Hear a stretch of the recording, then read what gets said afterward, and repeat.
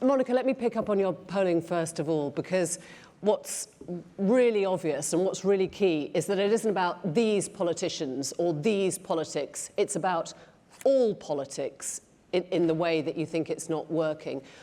If the centre ground is so fundamental to what you found, where has it been? Where is it? Well, that's why we're here today. So I think after the 2019 general election result and in the gloaming of 2020, I think that was the point that progressives had to pick themselves up and think what just happened. And that's exactly why we set up the Britain Project, is to understand where the country's head was and understand what had just happened in the last general election and what was the progressive offer. And the offer, frankly, wasn't good enough at that stage. And is there, my sceptical hat on here, is there a problem with the polling that may infer a narrative? If you go up to people and say, are you having a terrible time? The answer is more likely to be yes than no when a pollster's asking you. Well, our polling was pretty fair. A lot of those questions, some of those questions were, do you believe in X, Y, Z? But some of them, we started off with lots of focus groups. And that was quite early on. That was back in September. And the focus groups show the same narrative. That was then confirmed by a very wide polling of 4,000 people in March. A lot of those statistics that you see about pessimism were actually in March. Right. And that was before the cost of living crisis really kicked in. So for me, what was surprising were the numbers, actually. The percentages of people that were so pessimistic about the country saw the sense of decline. And you don't think that was just triggered? We were at the beginning of the Ukraine-Russia war. We were in it was before the Ukraine war. That big polling was done before the Ukraine war. Okay. Yeah. Mete, you carry a lot of responsibility here, in a sense, because My Life, My Say is speaking for, young people, and that is a huge disparate group, and a lot of people will be pulling you in different directions. Is there anything that you take away in terms of the priorities? I mean, we heard from Ruby, from Clover, from Jason before. I mean, does that tally with what you're finding, what they're telling you? Yeah, I mean, absolutely. I think, certainly when you look at the cost of living crisis, I mean, one of my colleagues, Javan, is here. And, I'm sorry to put you on the spot, Javan, but, we was having this conversation with Javan, and he was telling me, look, I've done everything that the system has expected me to do off the system in terms of, working hard to get a really good education. He studies his master's part-time at Cambridge University. But I'm still finding it difficult with the cost of living crisis, everything that I've been promised by the system is not delivering for me. And I think certainly when you look at, young people, I always say, of course they care about the issues that affect them. Of course they care about whether they've got a decent roof over their shoulders, a job that pays them basic respect or dignity. The problem is they don't see traditional forms of politics as a vehicle to address the issues that they care about, partly because we're not educated about democracy in this country. Number two is partly because, we have stuff like Partygate and all these sorts of things which obviously put people off engaging. And then the other thing is, let's be quite frank, there isn't a lot of people who look and sound like me in politics, so there's automatically a barrier there. So that's why, for us, it's all about how do you try to make democracy much more accessible. So can I ask you, is it that they don't like the politics that they're seeing as they see it now, or is it that they don't get the whole system, they don't get the adversarial system at all? Yeah, I think it's a bit of both. So certainly we carried out a polling with, we have a youth index with Opinion, which comes out biannually, and what we saw from that was that 53% of young people don't trust politicians to deliver change. Over 60% of young people believe that British society as a whole and government tend to favour the interests of business groups more than young people. So there's definitely a lack of trust there. But then there's also, if we're being completely honest, is just knowing how you navigate yourself within the system. Who do you go to? Like, I'm a councillor, for example. I got elected when I was 21. I mean, I didn't know what a councillor was until a year before I got elected. Right. I didn't really know what a councillor did. And if you speak to most people, when I say to people, I'm a councillor, they always say to me, like, they think I'm the other councillor, the one that gives advice around therapy and different things. They often don't. They tell you their problems, but not in the way that you can help with. Exactly. And the average age of a councillor in the UK, just to sort of outline the problem we have here, is 66. That's the average age of a councillor in the UK. The average age of an MP is 55. When you look at the number of women in politics, obviously nowhere near where we need to be. Number of people from minority backgrounds, and then when you add in class, so we have a huge disconnect between what's out there outside of these walls, and then obviously what we have representing us in our political institutions. But you are in the system. Do you feel as a councillor you can help? I mean, are there tools that you can use now to give people the answers they need or the solutions they need, or not really? I mean, I love what I do as a councillor. I mean, you know, I think in many ways the problem we have is that we don't teach local politics to people and people don't see the connection to them. But, you know, in my role, I'm a cabinet member for the environment and transport in Hackney, and that's everything from making sure the streets are clean, people's bins are getting collected, our response to climate change, how people move about in terms of, you know, like whether they walk, they cycle, you know, the public realm and how we create more green spaces, and those are things that I have a direct responsibility for. And I think if people understood what their local councils can do, they can better engage on projects that are more local and that they can actually visually see, rather than sort of just watching the national TV and then you just see, like, you know, people bickering in Parliament about what should or not shouldn't happen. Rory, you've been right in the heart of it. I mean, right at the top of politics as a former Secretary of State. I mean, do you feel that the adversarial system can't deliver because there is no way that the opposition can ever do anything but oppose? I mean, is that just sort of, is that ridiculously sort of far-fetched to assume that you know, you can get consensus at the top of politics? Well, I'm increasingly convinced that our electoral system is part of the problem, that it's very, very difficult to get new ideas. It'll be very difficult to generate a centre ground in British politics if we're stuck with the first past the post system. That the people, it's not a coincidence, I think, that the people that we tend to admire today who are operating roughly in the centre ground, Macron, Angela Merkel, are coming out of different electoral systems. And Britain has a sort of double problem. Polarisation, populism is a global phenomenon, obviously, and it's driven actually partly by the mistakes of the centre. It's also driven by the global financial crisis, it's driven by social media, but it is made worse in our system by the sense that an adversarial system takes left-wing populism, right-wing populism, and encourages it towards the extremes. It's a system that does not encourage compromise. So, I mean, I guess in the years of COVID, we consistently heard Boris Johnson berating Keir Starmer for opposing his take on COVID, right, or his policies on COVID. And of course, if you're in the Keir Starmer party, you respond to that by saying, of course, we're the opposition, we oppose. And if you're in the Boris Johnson party, you say, why can't the country work together in the interests of you know, a massive health crisis? I mean, what's the answer there? Well, partly we've lost the skill at debating. We've lost a sense of trust. I mean, our parties used to be able to function a bit better. They were broadly coalitions. I mean, the reason, in a sense, that we didn't need a proportional representation system is that the Conservative Party, the Labour Party, were themselves coalitions, and they presented themselves as coalitions. And the style of debate in the House of Commons has always been extremely rebarbative, and that's quite good because we don't want to get into a cosy situation where there's no opposition. People need to be challenged, they need to be called out, but it also needs to be done in a way that you are capable of listening. There needs to be a bit more humility in the system. So one of the problems about rebuilding the radical centre is that some of this is just about the way we conduct ourselves. We need to be funnier, we need to be angrier, we need to be more energetic, we need to be more charismatic, we need to be more likeable.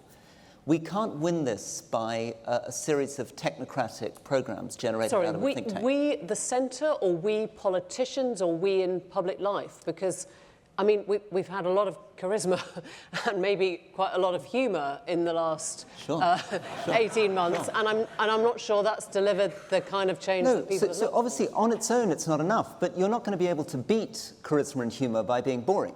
I mean, it's a disaster, right? The only way to beat charisma and humour is to find a way of connecting realities, sensible ideas, to an ability to communicate. We live in a world mediated by television, by social media. We can't be dull. And I think the problem with the centre is it's terribly, terribly boring at the moment.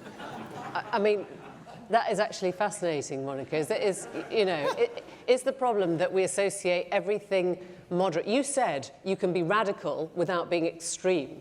Is the problem that we always associate the centre with the middle ground of dullness, of compromise? I would push back on that, actually. I think the problem is that they don't see the centre coming up with the plan or the big ideas. And so you have, you know, your 3-letter slogans, you know, that may have something beneath it or may not have anything beneath it. But it can't just be slogan politics. The conversations that I have on the doorstep are with people that are desperately worried about their own positions, but they're worried about the country and they don't understand why it's not being sorted out. And that is where the apathy comes from. Sorry, one small thought. I do believe the centre needs to harness some of the energy from the extremes. So it needs to acknowledge the anger, the shame, which the left expresses so well, the sense that the country just isn't as good as it should be, that people are being left out. It also needs to harness some of the positive aspects of the right, some of their sense of positive patriotism, some of their sense of confidence. The centre can't reject the two extremes. I've got this obsession that it needs to bend them like a bow and use the energy of those two extremes to drive the arrow from the centre. I think you've practiced that one before, Rory. Mete, when you hear about the idea of pragmatism taking the place of ideology, which is in a way one of the sort of thoughts or focuses of today, that we don't need ideology, we just need pragmatic solutions. I heard the young people up there, and they are passionate, and I would say they are ideological in a way, you know, that climate change is an ideological demand now, and that actually is it just pragmatics, do you think, that sort of brings people back to the table and makes them optimistic enough to vote again? Well, I think the big problem we have in this country, and I always take my own story, like, you know, my parents came here as asylum seekers from Cyprus, and, you know, I always talk about this with people as well, and I always say, for people like my parents, you know, my dad's a cab driver, mum's a care worker, you know, in a weird way, you know, what they want to hear from politicians is how you're going to get them from essentially here to there, or how you're going to get their children from here to there. And I think sometimes we get too embroiled into sort of the politics of, you know, which party does what, you know, which line is that. And I think for most people, you know, like particularly from my background, where I'm from in Hackney, they don't align themselves with, like, you know, they're not tribal in that sense. What they want to see from their politicians is actually to see a real offer around what are you going to do to better their lives? How are you going to offer that opportunity, and actually not patronize sort of their background and where they come from. It's more about how do you essentially build that kind of that middle class, and how do you really take people on that ladder? I mean, I meet people... And for your parents, sorry Ross, but who is doing that better at the moment? Well, I think, you know, certainly, you know, speaking as a Labour politician, I do think Keir has got the Labour Party to a very, very good place, into the point, and you see the difference in, I mean, obviously I'm being political now, I'm here with my life, my say hat, I should say. You know, I think he's got, and you see with Wakefield, the result coming out from Wakefield, but certainly we definitely need to go further. I think we need to inspire people. What I would say is, and this comes back to the point about charisma, I do think we need to get away from this idea that every politician or prime minister needs to be like Barack Obama, because that's not going to happen if we're being like quite realistic. Like, Obama is a once-in-a-lifetime opportunity, once-in-a-lifetime sort of leader, and, you know, I think we need to get away from fixating straight at only on the person at the top, but really thinking about leaders across the board, how we really think about it in a more local context.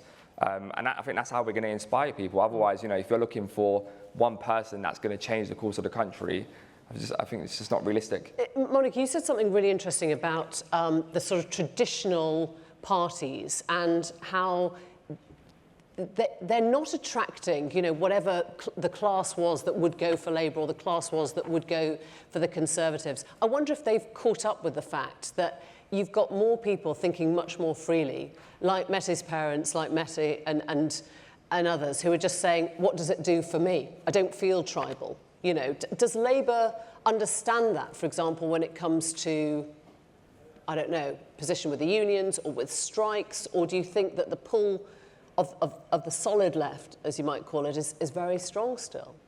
Well, just to pick up on Mete's point, I mean, the country's not binary, and most of us are not binary. We don't have to choose between one thing or another, you know, and you know, looking at the Teals in Australia, for example, who did so well, They managed to bridge the divide. They had some very progressive policies. They were pro-climate change, gender equality. Just to spell it out, they were independents, basically, but they sort of formed a sort of cohesive group, even though they were standing independently. That's right, but they stood on a platform of not only you know, social mobility and climate change, but also on fiscal responsibility, on pride in the nation. Yeah. You know, I resist very much as a progressive not owning the flag. The flag is as much ours as anybody else's. So this idea that the population or the electorate have to choose between one and another, you can't box people into, you're either a Conservative or you're, you know, a member of the Labour Party. They won't be defined like that, which is why there is so much volatility in politics at the moment, and why somebody who straddles the centre and can offer a vision or a plan for both sides will take the centre ground and will win. Rory's looking at me very intently. You may speak, Rory Stewart. I feel slightly traumatised because in the leadership debate, Emily put me on exactly the same stool. I was feeling the same. I'm suffering from this. It's quite jittery up here, isn't it? You don't realise how vulnerable we are on the stool. So I think where Tony Blair is absolutely right is delivery. We're not talking enough about delivery. So somehow there needs to be the charisma, there needs to be the humour, there needs to be the anger, but we also need to be much better at governing. And one of the problems is that these political parties are increasingly 24-hour campaigning machines. Everything that gets you selected as an MP is about shoving leaflets through doors and being a doorstep campaigner. Then you enter Parliament and it's all about loyalty and it's all about parroting the party line. And I think there is a real paradox, there's a real tension between the skills to be good at campaigning and the skills to be good at governing well. They require two different mindsets, right? Campaigning is very binary, very, very confident. Governing well is about humility, it's about complexity, it's about stepping away from partisanship. There are people who can do this. My great hero, David Gauke, sitting there second row, I don't want to be mean to David, but was the best boss I've ever had. And he was extraordinary because somehow, unusually in a politician, he was somehow able to govern well. He was able to be objective and thoughtful and listen to civil servants and get on with things and make decisions. I do think that one of the problems also of our political system is that most of our cabinet ministers are selected because they please the party in some way or another. They please a faction of the party, they please the party communicators, but nobody really asks, is Nadine Dorries good at running a culture department? Oh, I disagree. I think... So, a lot of people may be asking that.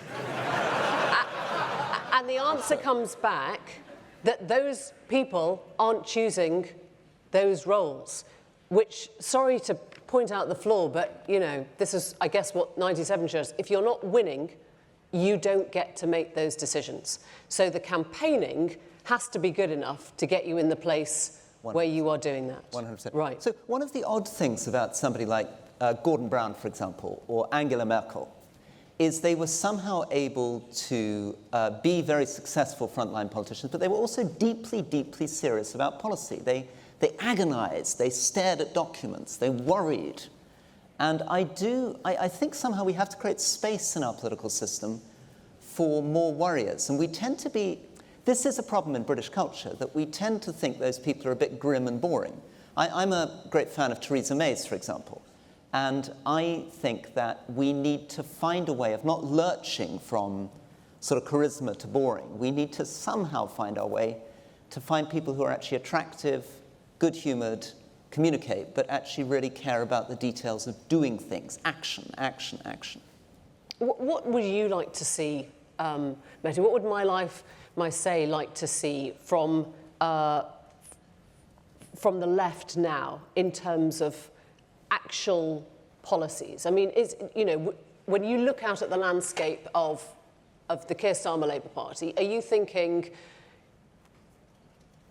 the Rory line, just be more charismatic, get out there, show us, be funnier, be, as Angela Rayner would say, be less boring? I think maybe a few more said less boring. Or are you in the sort of firmly in the camp of saying, no, I just want to see a list of your policies, I just want to see the detail? Look, again, I think this is the problem with society is we live in like a very as Rory said, it's very binary. So it's always like, you know, you're either that or this, and none of that exists with these complex issues.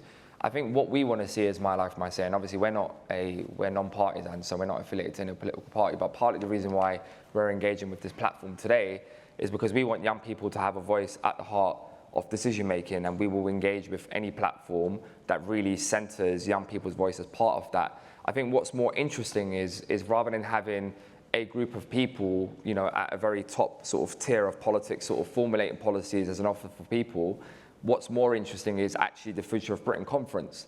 And the reason why the Future of Britain conference is really important is because if you could somehow sort of put together a work stream where you bring together voices that aren't often heard in politics, to really come up with the policies that then informs the decision makers to say, hey, look, these are our priorities, would you take them seriously? And then if they adopt those policies, I think it's more powerful that way. So bottom up rather than sort of like, hey, by the way, my name's Mete, I think these policies are the best thing for you, therefore you should vote for me. I think it's much more interesting is how do politicians from across all different political parties work with those who don't often get an opportunity to have a say, and how do you kind of create a much more inclusive politics that way? So Monica, can I ask, where does your polling go? I mean, who is reading this now in terms of decision makers, opinion formers that you think will start to take this on board? Well, I think one of the things that we wanted to do with the polling was to signal to people that were worried about the direction of the country and that where were the progressives, that something was being done and something was being said. And this is the point of the Britain Project and the Future of Britain Conference. We say many voices make good politics, but also we want to have the space outside of the electoral cycle and outside the confines of a political party to have this debate. Is anyone talking to you in your polling along the lines that Rory is suggesting, which is the changing the electoral system? I mean, is there an appetite amongst the public to change the electoral system? So with a lot of this polling, people are articulating the problem, but they're not giving you the solution. So that is true also in the plan that people are desperate for. They're not saying what that plan is. This is for us to think about today. This is the start of the conversation, but there is no doubt that people feel that politics is broken. It's not working for them. People don't fit into these 2 or 3 boxes. And they will pick and choose, and voters are far more tactical now than they ever have been. Well, as we see. Yeah. Yeah. And Rory, when, you know, if we look at a specific policy, right, you know, the biggest one coming down the road is clearly, it's not even down the road, it's here, you know, it's the cost of living crisis. And you push that right up against the bumper of climate change. And there are people in, you know, your former party who are now saying, right, onwards with fracking, right? You know, fracking's now the answer because the cost of living, if you like, has trumped the bigger picture. How do you keep people? You know, engaged with the big picture when they've actually got to worry about the bills? It's unbelievably difficult. And of course, the challenge for the centre ground is to define itself against fairy stories, which means humility and realism. In other words, it means acknowledging that we have to be honest about the fact that it's going to be incredibly costly to make the transition to carbon neutrality. Don't lie to people, right? Don't begin by standing up and saying, we're going to solve this all by technology, it's not going to cost you anything, everything's going to be fine. The truth is that we have seen in the last 120 days a glimpse of the type of pain that can potentially be inflicted on people through a carbon transition. And we have to ask ourselves now, are we going to cover that cost through borrowing, or are we going to put it on people's energy bills? Right? That's the level of the conversation we need to have. And this is why good faith is essential. That's why trust is essential, because we're going into a 20-year period which is going to be unbelievably brutal. And it will favor the populists. It will favor fairy stories. This type of situation, the conflict Russia-Ukraine, is signaling the impact that we will feel if China begins to gesture towards Taiwan. We will impose sanctions. Sanctions will come back. 50% of the world's semiconductor chips are manufactured in Taiwan. So unless we find a way to be honest and humble, and above all, win the faith of the people, we're never going to be able to defeat the extremists. I'm going to be brutal, Mete. You've got literally 34 seconds. Go on. Clover would kill me if I don't say this, but the only thing that I would add to what Rory said, and I think it's really important about being honest, is we also have to take into account the cost of not doing nothing around climate as well. So I think, when we're talking about being honest with people about the cost to them for moving to a more carbon neutral society, we also need to be honest to them about if we don't take action, here is what may also happen in 20, 30 years. I've got to give the last 11 seconds to Monica. Go on. Just to say that what Rory just said there about levelling with people came up in the focus groups. Why can't you be honest with us about the price of climate change? So, yeah. Monica Harding, Rory Stewart and Mete Coban, thank you all very much indeed. Thank you.